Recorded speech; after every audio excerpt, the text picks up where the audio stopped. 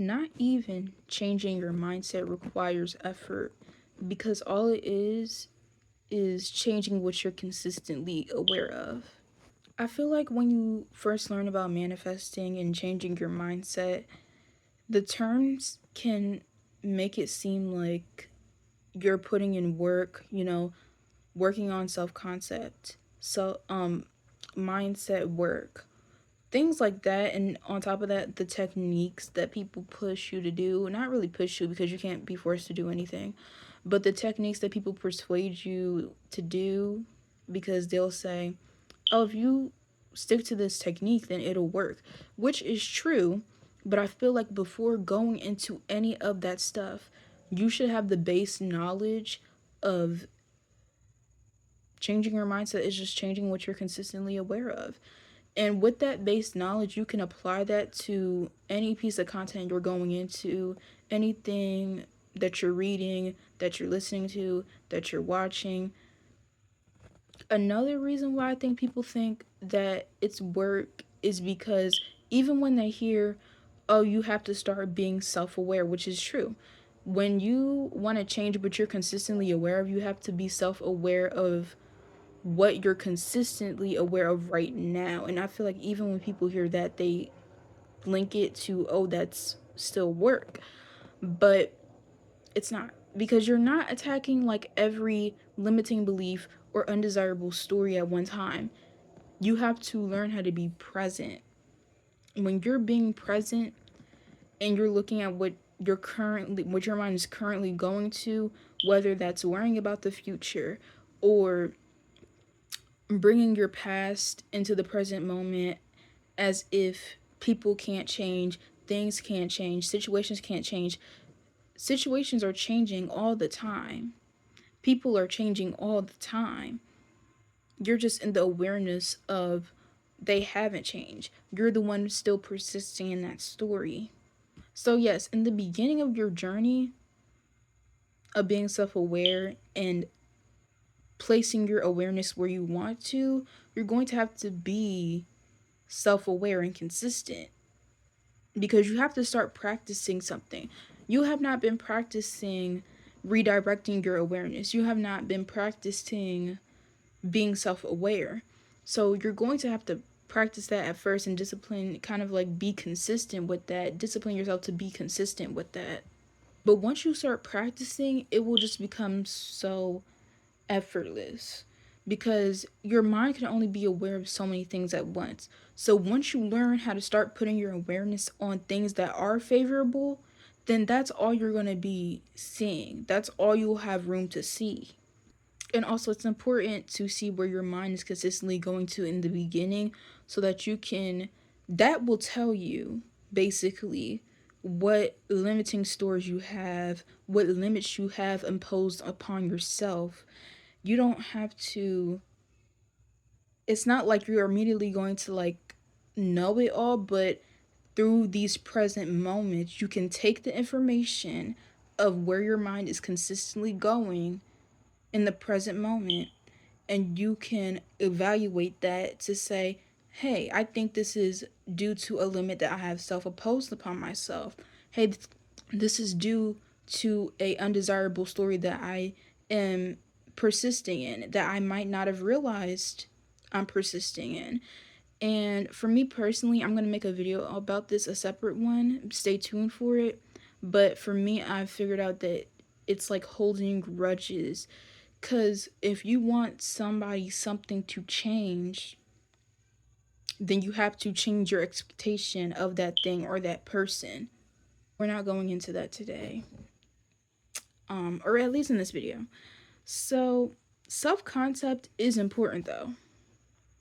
And the self concept comes in, working on it comes in when you start shifting your awareness to more favorable things. And I feel like you need to have this period where you're aware mainly of how you view yourself. That's what self concept is. I feel like does need to be a period where you're putting your awareness on that. How do I view myself? How do I view myself in relation to these other things? Do I see myself as powerful? Do I see myself as in control? Do I see myself as the only thing that's controlling it? Do I see myself as not separate? That is important. I feel like there needs to be a period where you're just reminding yourself of that, putting your awareness on that there is no separation. And I feel like this really comes in when you think about the all of the areas of your life, because for me personally, I have the area of, just being by myself in my room, just being by myself. I used to have the story of, oh, it's easy for me to persist in favorable things when I'm just by myself in my room, in the sanctuary of my room. But when it comes to the areas of, school, for you it might be work, school, or family, or I'm trying to think of another area. But the ones that come to mind first are school, family, social life, etc., etc. It would be difficult to persist in the favorable story around those areas when I'm experiencing them. And that is an illusion, because there is no separation. Everything, all the circumstances that I've come into, I've now realized that there was no separation. Absolutely none at all. It's a result of who I was being, and that's just the truth. When you remove this illusion of separation, you start to see how these things are connected to who you're being. You can know it, but if you don't accept it as true, if you don't persist in it being true, you won't see for yourself how it is true. So I want you to start persisting in the I'm not separate from anything. All of these things are a result of me, because then you will start to see the evidence of how they are a result of who you are being. So, for example, right, undesirable behavior. You don't like undesirable behavior from whoever it is. And I feel like an example of shifting your awareness to a more favorable state would, I have this right here. It's like a flow chart. So you go from I don't like this. Are you going to decide to stay in this? Oh my God, I don't like this. Why does this keep happening to me? Why is this a pattern in my life? You don't like it. And instead of wallowing in that and being like, I don't like it, why does it keep happening to me? You can shift to I don't deserve that. Like, if I don't like it, I don't deserve it.